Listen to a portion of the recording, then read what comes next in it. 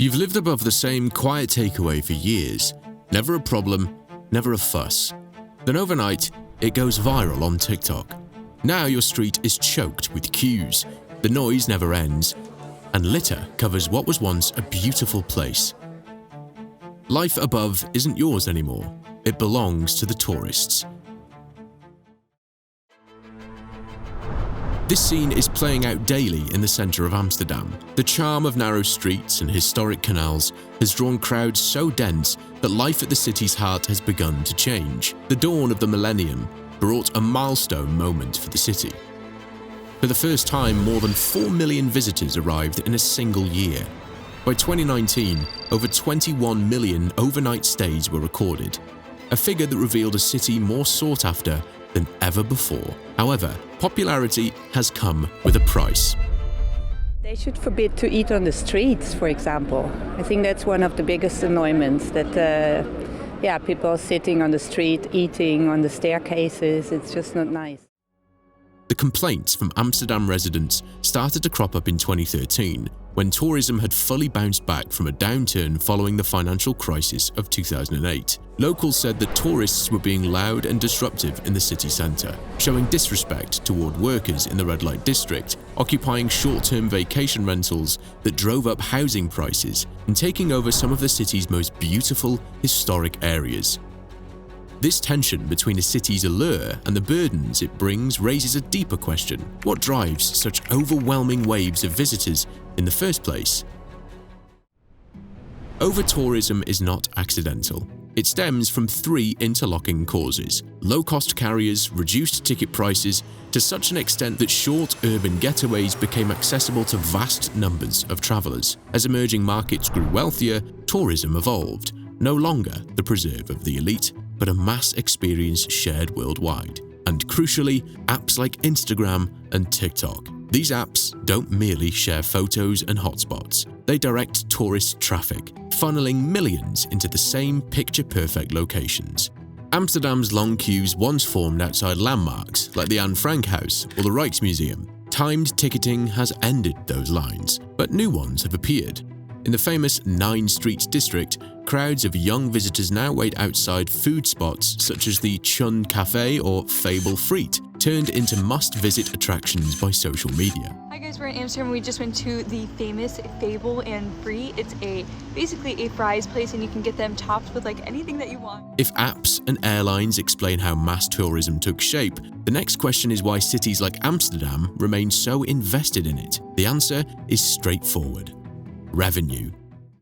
In Amsterdam, tourism contributes around 5.7 billion euros annually and sustains more than 60,000 full-time jobs. Many of these are in hospitality, retail, cleaning, or transport, roles that, while often low-paid, provide flexible entry points into the labour market for young people, migrants, and students. And unlike manufacturing or export industries, tourism requires no shipping routes or distribution networks. The product, Amsterdam itself, simply sits and waits to be consumed. The same forces that once made tourism look like a reliable engine of growth also created imbalances in the city's economy, and nowhere was this more striking than in the housing market.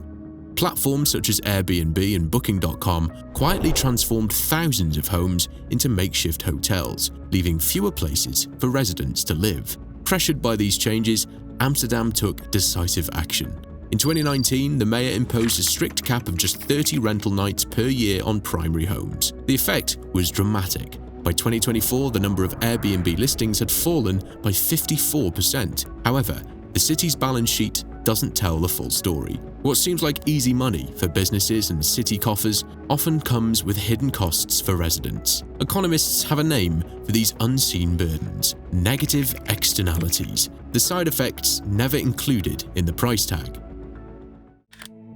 In Amsterdam, they show up in the form of congestion, noise, and litter. A cheap flight from London might cost a traveller £40, but the real bill is paid in the blocked bike lanes, overflowing trash cans, and public spaces that seem more like products to be consumed than places to belong. The burden on infrastructure is especially acute. The city spends millions annually on extra cleaning crews and police patrols to manage weekend surges.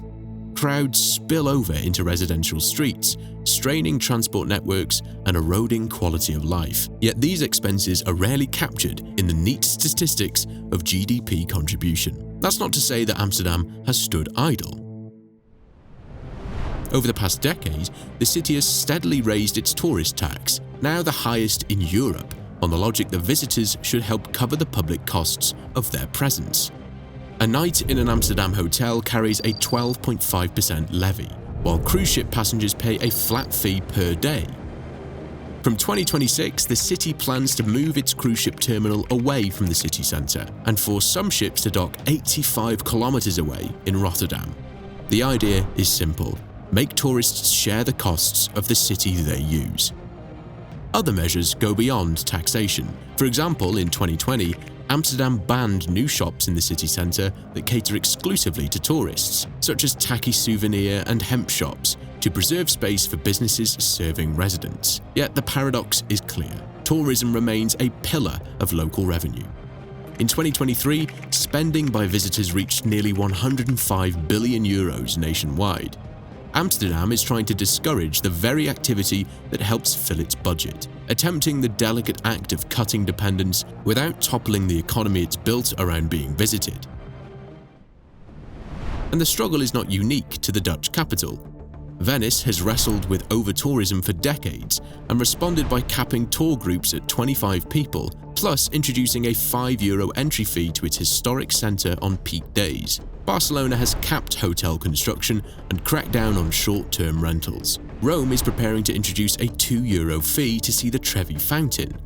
All three cities show what happens when the tourist economy tips into dependency. Once a critical mass of jobs and businesses rely on visitors, it becomes politically and economically costly to turn the tide. Amsterdam shares many of these symptoms, but with a distinctive twist.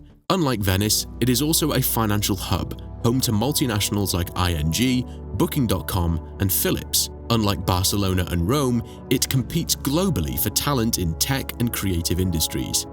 This dual identity sharpens Amsterdam's dilemma. To attract talent and investment, it cannot slide into a monoculture of souvenir shops and bike rentals. Yet the more the city bends towards visitors, the harder it becomes to steer back to a balanced, resilient economy. The new mantra is quality over quantity. The preference is for fewer, higher-spending visitors who engage beyond the clichés of coffee shops and the red light district. But unwinding the tourist economy is hard. Once millions of visitors shape housing, retail, and jobs, the system resists change. The challenge for Amsterdam is not whether tourism continues, but whether it can pivot from selling volume to cultivating value. The challenge is balance, welcoming the world without losing what makes the city unique. After all, it's not just a destination to visit, but a home to preserve.